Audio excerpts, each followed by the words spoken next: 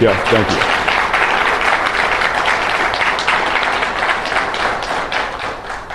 Now we're on the second phase of our trip. I hope you got a lot of rest. We gave you plenty of time to get some rest because now we're going to step it up. You got a good night's sleep. I hope you enjoyed it. So day 6, we're going to have, that's today, we're going to have an evening trip at Luxor, or the temple ancient name was called Ipit Risut. And then day 7, we're going to have a morning trip to the Baba, Grand Baba of all the temples, as is called Karnak today. Our ancestors called it Ipit Asut, the most sacred and holy of places. And this lecture is going to involve the 2 temples and what took place there, and all of the spiritual connections that led into many things into the Western world, although none of the things are mentioned, the fact that this is where many ideas came from here. And that's what our mission is. That's what our job is to reveal that information to you, brothers and sisters. In terms of the priests and the temples, it's one thing, as many tours, I said before, they walk in here, they see the temples, then they go lay out by the pool and all that, and that's it. You know, there's no real significance or connection to the fact that the Western world actually took from here to make up many of the things that we know today in terms of the religions of Judaism, Christianity, Islam, many of the fraternal orders, the Masonic orders, and so forth. But this is for the most part unknown. This is the northeastern corner of Africa, the land of Kemet that is called Egypt today. Now when we came in, we took our journey. Now we're in the southern part of Waset that is called Thebes by the Greeks. These were the spiritual centers that hundreds of years later, if not thousands of years, in fact thousands of years later, that the Greeks came in and plundered these sacred sites of Waset. You're going to see a lot here. And what you're going to see here are the East Bank temples. And these are the temples of the Perha, or the temples that were built, okay, for our ancestors' educational system, or the Neterhet, or the divine house. The temple is in ruins today, the great temple dedicated to Amun. It was called the Abad of Ra, the Eye of Ra, the most spiritual center that our ancestors acknowledged. It was called the Cities of Cities. And I think that we have to quote the great Grand Master Teacher, peace be upon him, ancestor Chancellor Williams, Dr. Chancellor Williams, who pointed out, if we as an African people today want to measure the distance to the height from which we have fallen, we need go no farther than the great city of Waset. Waset was called the mother of cities. Many of the sultans, okay, also called Nesu, or kings as we say today, were involved in building onto this temple, started in the Middle Kingdom over 4,000 years ago.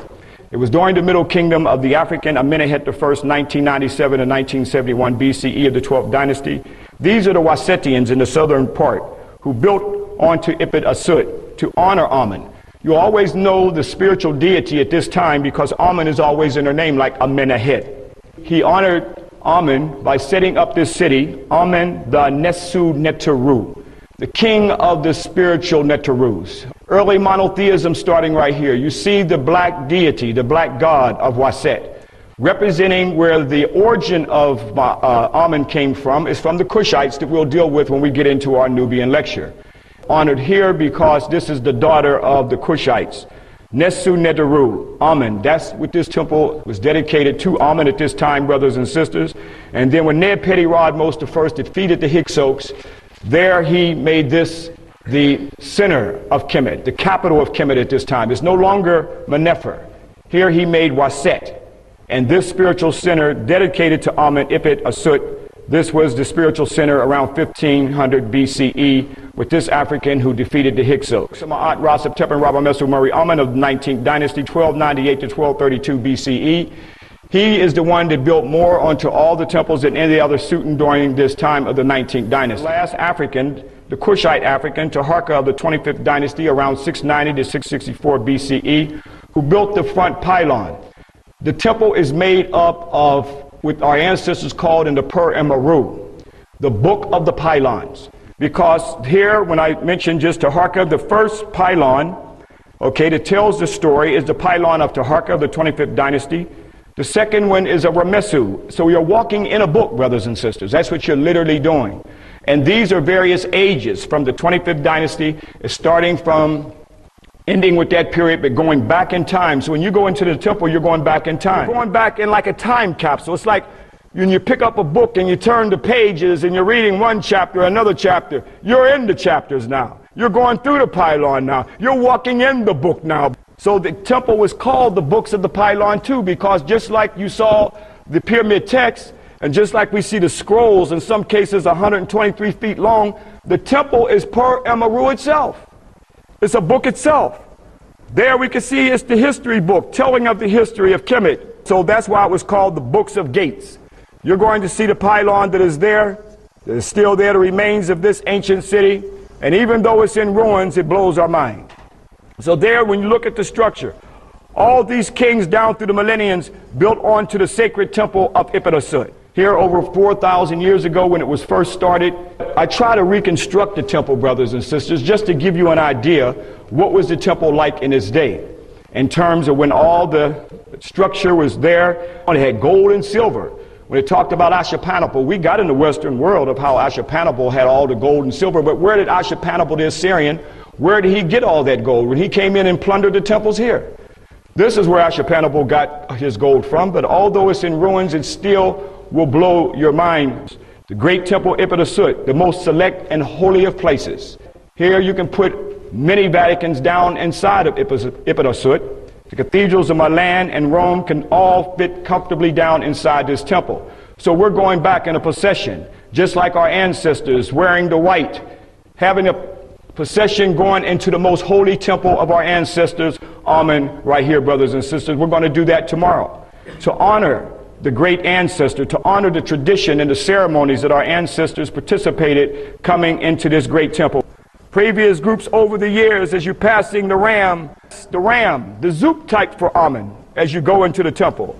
We know that 2,000 years ago, the sun was in the constellation of the ram, facing that great pylon built by that Kushite African, and that is Taharka. The nave of the temple of the lotus are here 79 feet high, brothers and sisters. These are massive structures here. Again, this will blow your mind as well when you walk down between the hypostyle hall of the great columns that our ancestors built. This is the educational center. This is where our ancestors taught the neophytes. This is where one had to go to study for not 4 years, but 40 years. Everywhere you look on the temple, you will see the writing of the Medu Neter, the earliest writing known to the world. Some of the things that we do to give you an idea of how massive the columns are, we may ask you to get into a circle. And there you will circle up and see the 33 feet circumference of how massive these temples are at arm's length. And we'll count to see how many people it will take to make the circumference of just one column here. So here we see the 79 feet columns that we will witness here in the temple, and measure just how many of us it will take to complete the whole circle. But what was the purpose? Why did they build these massive lotus columns here? Our ancestors had a science called architectonics. What is architectonics? Architectonics is connecting Mutnechet, or Mother Nature, with the building structure, bringing harmony and balance and proportion in terms of the building. So you had an esoteric and exoteric interpretation. What you may see on the outer view, there were still deeper spiritual meanings connected to Mutnechet. You see the sun rays coming down. What were they trying to duplicate? So when I was in Uganda, where the Nile starts, and I stood there and I noticed those papyrus swamps, and I said, wow, this is what our ancestors observed from their empirical observation of Mutnechet. Here they observed these early papyrus swamps in the beginning of the Nile, and building these columns to express nature and the beginning. I hope you understand how powerful they were in terms of how they built this. So by looking at the papyrus swamps in the beginning of the Nile in Uganda, where I was at, then I was able to understand how and why they built these massive structures here. They were trying to duplicate Mutnechet, the papyrus swamps or the lotus flowers coming up, because this is the beginning. This is the purpose and the objective of the temple, which is what? Creation, procreation, and renewal. That is the mystery system of life itself. Without creation, procreation, and renewal, there is no life. We are here to procreate for renewal, for our children. But out of that, we were created as well. So that is the purpose of the temple. And they saw that in nature itself. Creation, procreation, and renewal, where you see the lotus flowers rising up out of the primordial swamps. So they actually duplicated that in the science of architectonics, brothers and sisters, as we see right here. Look at the clerestory idea, meaning that the grilled gates of the windows. When we look at this closely, the Europeans took from the Temple of Amun, this is where they created the clerestory and the grilled windows, reaching the heights of heavens and putting their images and deifying the white angelical images on the temple, where they copied this idea from the great temples of Ipit-Asut. This is the clerestory where it came from, where the light is shining into the temple and ends up in the Western church today. Nobody can deny it. After all, this temple was over 4,000 years ago. Look at the grilled windows, and now let's go back to Africa over 4,000 years ago. The idea that we look at the church as God's house, it came from here. Here is the temple. The temple was Amun's house on earth. That is the temple of eternity. That is the netter's place on earth. The story is told that Amun descended from the heavens, brothers and sisters. As you see right here, he's descending from the heavens, coming down into the Ankh Manu. Right here, he's descending into heaven. So the Ankh Manu and the most holy place is the holies of the holies, which all temples have, is a holies of the holies, the most holy place in the temple. So when you see this holies of holies, we don't go inside of the holies of holies. We want to respect that which our ancestors respected. Just like if you go on a grave site, you don't go and walk on somebody's grave, even though you don't know them. Is that right? You know that you don't desecrate it. So even though the temple's in ruins, and even though it's thousands of years old, and even though it's been plundered by many armies down through the millenniums, we honor that most sacred and holy of places, and that is Amun's Ankh Manu, or holies of holies. When you look at the temple, the whole idea is for Ra, because Ra is a physical representation of Amun, the sun. On the time of the solstice, on the time of the spring and winter solstice, Ra will rise. Here, this Ankh Manu is different from many others because most Ankh Manus are closed on the back end. But this one's open on both ends for Ra to shine down the temple and down the nave of the temple. To give you an idea, when Ra rises during the time of the summer solstice and winter solstice, here it lights up the whole holies of holies in showing that Amun's presence is with us. This is the prototype of the idea standing there. Here you can see the king stood there with Ra, which hid him. Here we see Menkaperatudime's temple. It will shine through his temple. Through his temple, back to the holies of holies, giving the king or the sultan the divine right to rule the throne. This is powerful in terms of how they connected the solar and the stellar ideas. Here the walls were made of silver and gold. Why? So when Ra would shine down that and come into that Ankh Manu, it would be like a blast of light. I mean, blast of light coming down that hypostyle hall. So when we look at Amun-Ra, and we're able to have a critical analytical analysis and understanding the spiritual idea of the architecture, now we can see and go to the Vatican.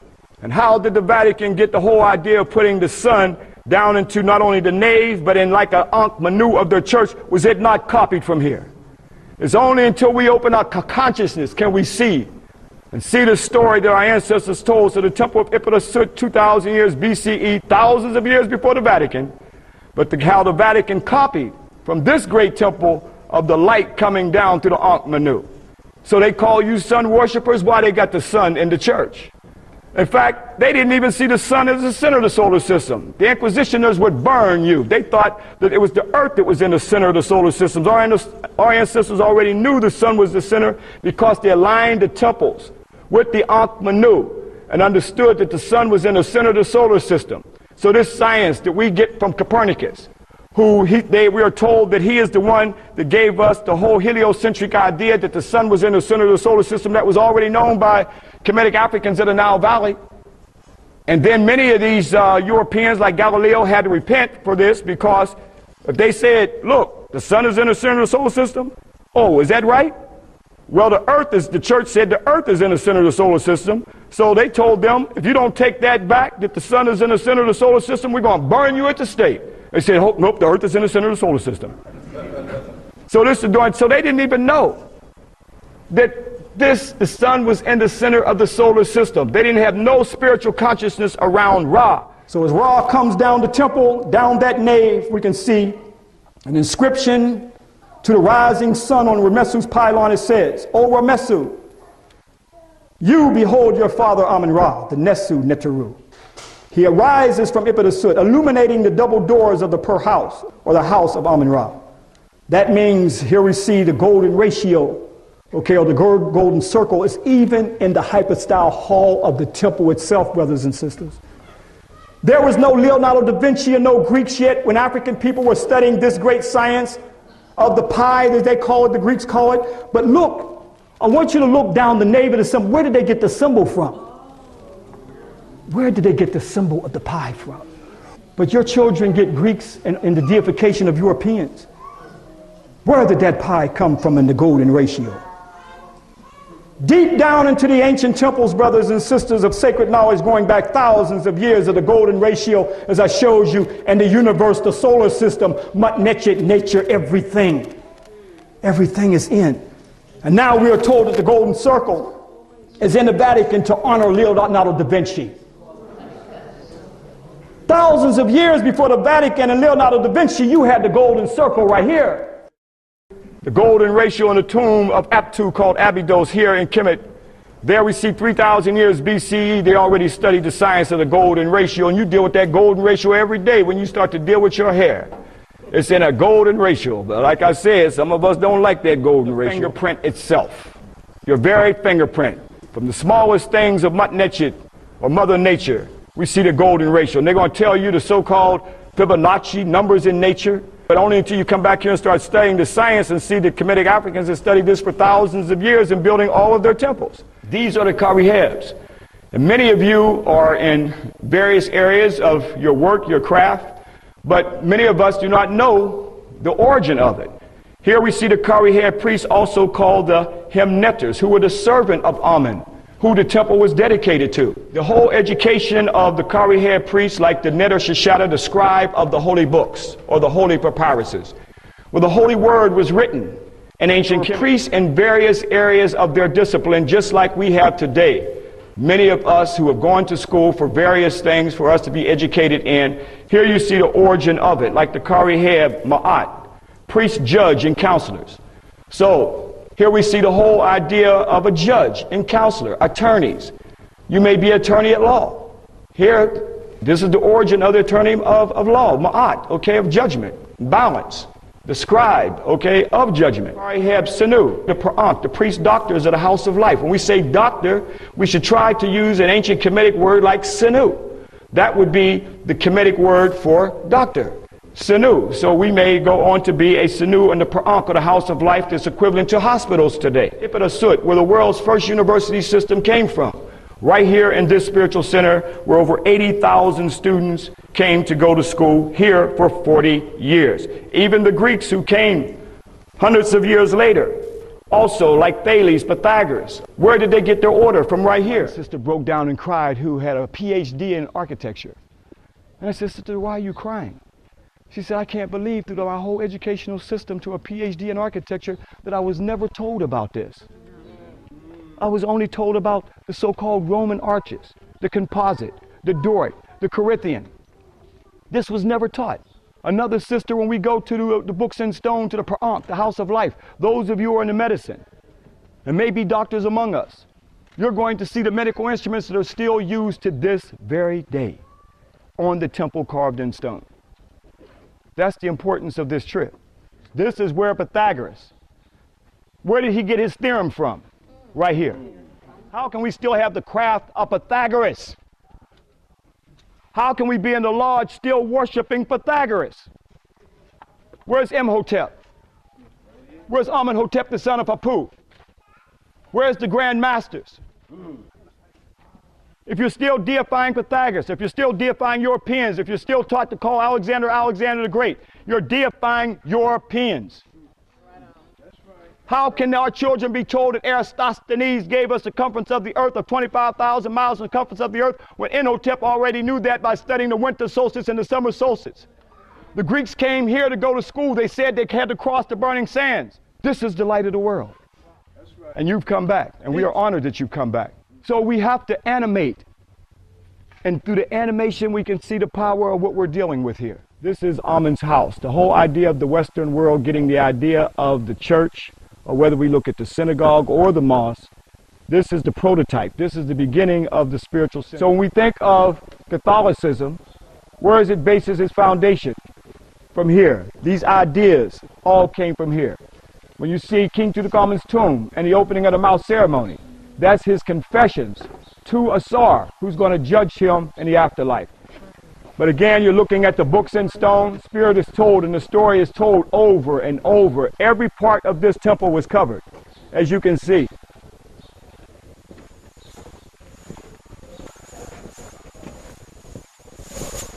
The whole Western Enlightenment that we know about Newton, Galileo, Copernicus, Kepler, all studied from the manuscripts of the Hermetic texts that came from Tahuti, who the Greeks call Hermes. This was the sacred knowledge. This is how the Western world awakened through Tahuti, the sacred knowledge of ancient Kemet. At high noon, that's when that little scarab starts to fly. So you'll see it on the temple. The scarab beetle flies during the hottest hours of the day, so it's called Kepara. Kepara is transformation. Every time you rise up out of that bed, you have transformed into another point of your life.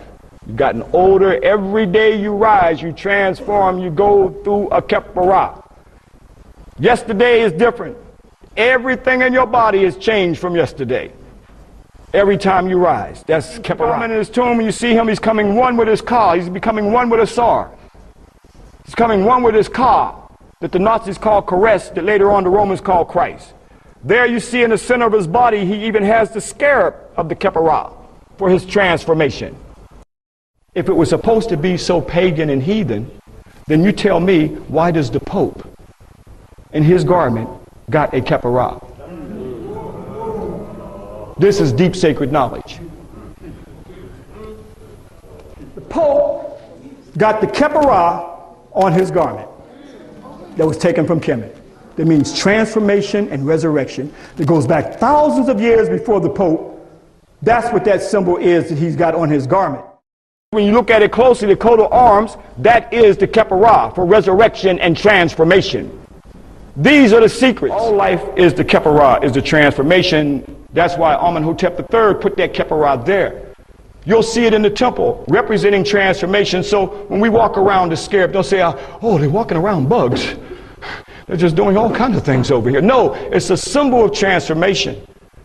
For those who want to renew vows or even go through marriage and want a child, you walk 7 times. One sister made a mistake and got confused what I said. I said walk 3 times for your transformation of the things that you want in your life. Well, she misunderstood me and walked 7, and then she went home and got a baby. Things happen like that. You must pay attention on this trip. You must pay attention. 3 times for the things that you want to change, what you want to transform in your life. 7 times for a baby. Okay. All right. So again, that's what we will do here. We will walk around Kepara. Kepara, transformation. Ra, the Burdett symbol representing the pineal gland in the brain to bring out the third eye, to open up spiritual consciousness. The nectar is protecting the pineal gland with the head, the third eye. 360 degrees, not 33 degrees. That's just a few degrees above freezing. That's 360 degrees of spiritual knowledge and unlocking what? Unlocking the what in the brain? What are they protecting? The pineal gland, brothers and sisters. The seat of the soul. The gold shrine of King Tutankhamun, Ra is rising up and activating his pineal gland. He halts upon his thigh because he met Ra face to face because his pineal gland has been opened. Wait a minute. What? The African spiritual mystery system in the Bible? In Genesis chapter 32 verse 30, and Jacob called the name of the place Peniel, for I have seen God face to face and my life is preserved. Verse 31, and as he passed over Peniel, the sun rose upon him and he halted upon his thigh. Isn't that what you see with King Tutankhamun as the sun rose upon him activates his pineal gland. He halts upon his thigh because he met God face to face long before Genesis and Jacob in the Bible.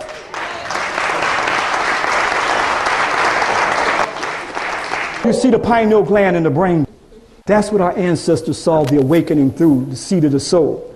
We understand this spiritual knowledge going back thousands of years. We took it to Asia.